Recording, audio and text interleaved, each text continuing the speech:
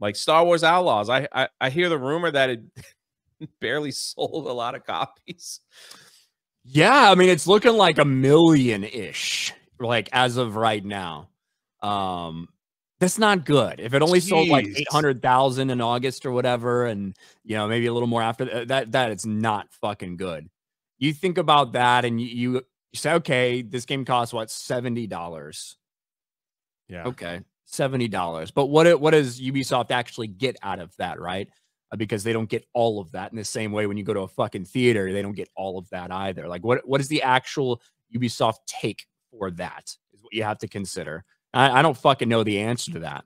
But let's just say that they get, I don't know, because maybe a lot of it's digital and stuff. Let's say even fucking like 70%. Say they get like $50 for a copy sold, which is probably a little more than it really is. But you say that and you think, okay, $50 million. How much did Star Wars Outlaws cost? How much did the game itself cost? Yeah. Probably in the realm of $250 million or more. We've heard rumors that it was one of the biggest marketing campaigns they've ever had. So you're legitimately having to think, okay, $350, $400 million. What's the break-even point for Star Wars Outlaws? It's not 1 million copies sold. I guarantee you that. Like, holy shit. That's rough. Yeah, that's just, I don't know if that's been confirmed, but that's what's been. Well, Ubisoft certainly hasn't come out and said we only sold 1 million copies. It's just people putting pieces together right now. Yeah. But yes, we might as well talk about that now because Ubisoft has been getting absolutely eviscerated over the past couple days. Well, really the past couple months in the lead up. But of course, once Ubisoft had the failure of Star Wars Outlaws and subsequently delayed Assassin's Creed Shadows, now everybody can kind of sense the blood in the water at Ubisoft and legitimately asking questions about this company, right? Ubisoft CEO blames gamers after poor sales of Star Wars Outlaws.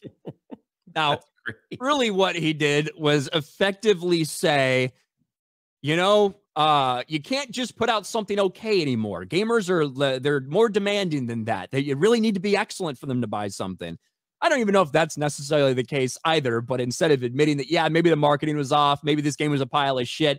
No, gamers, they're very demanding these days, says the Ubisoft CEO, is the rumor circulating that Star Wars Outlaws has sold around 1 million copies total at this point, which would be a massive fucking disaster for them. And it even has people bringing up the possibility with all these flops and failures and delays and all this stuff. The investors hounding the Ubisoft heads right now. Could we actually be at a point where Ubisoft is considering bankruptcy of some sort? And all of this as Assassin's Creed Shadows still looms in the distance. They delayed it till February.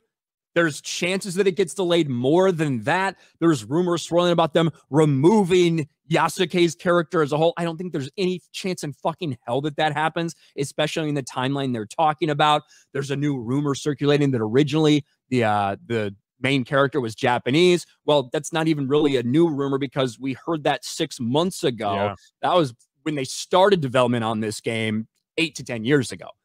But either way, the blood clearly, like I said, the blood is in the water for Ubisoft. Everyone can sense it. The fact that you're coming out and making statements like, hey, we know there's a perception about this company that we're woke, but we promise we don't care about political ideology or pushing identity politics when everything on your website says otherwise. It's a fucking mess right now for Ubisoft.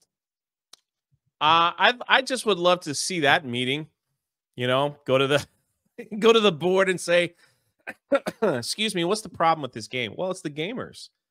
So let me get this straight. You made a video game for gamers, but you're blaming the gamers for the failure of your video game. Is that what I'm hearing correctly?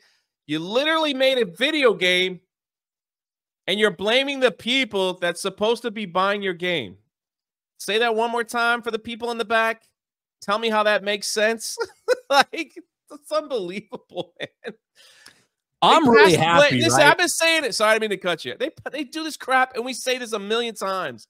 These people never take responsibility for crap that they throw out there. Never. It's always pass the blame. It's always like from day one, like I mean, we talked about it yesterday, the freaking 2016 Ghostbusters. Well, it's Trump's fault that it failed. Like, it's passing the blame, and they never let it go. Pass the blame. It's your fault. It's your fault. That guy's fault. All right, it's Jake Stanley in the chat who says he agrees with me. It's his fault. Brick House, it's your fault. It's all you guys' fault. Anybody who plays a game, your fault for not making our company great. How dare you? It's unbelievable. All right, I'm done. Listen, I consider an early birthday present because Assassin's Creed Shadows was originally supposed to launch on my birthday, which that wouldn't have not have been a happy birthday to me. Now they moved it to Valentine's Day, smack dab in the middle of Black History Month. We'll see if it does release then, if that will provide a little crutch, a little shield, a little barrier for criticism for them. Maybe that's part of the plan. I don't know. But I would be like stunned is an understatement if they were actually to do anything legitimately to try to remove Yasuke or anything like that. The game's fucking built around him. Yeah, in a big way. Him and the other protagonist. Like that ain't happening in 3 fucking months. Like if you delay the game a year, maybe we can start to talk about that. 3 months, that shit ain't happening. I mean, honestly, when these activists get a hold of this company, this company used to make some awesome Assassin's Creed games.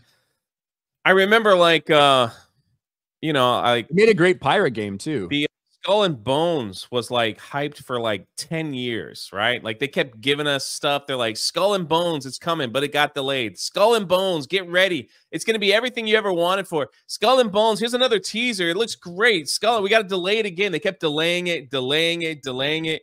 And finally they released it with all this hype, and it was, I didn't buy it or play it. It's just all my friends that were like, I think this is going to replace Sea of Thieves. You're going to love it. And it's like, now what? Psh, gone. No one talking about it. I don't know anybody playing it. I don't know anybody that enjoyed it. Gone. Completely gone. You had a company that was like on, I don't know if they were on top of the game, but they were putting out some good stuff, and then they let these people like get in there, and now it's like now they're blaming everyone. Yeah, Skull and Bones was hyped for so long, and it came out, it was just a fart in the wind. Not even 3 sheets to the wind, just a fart in the wind.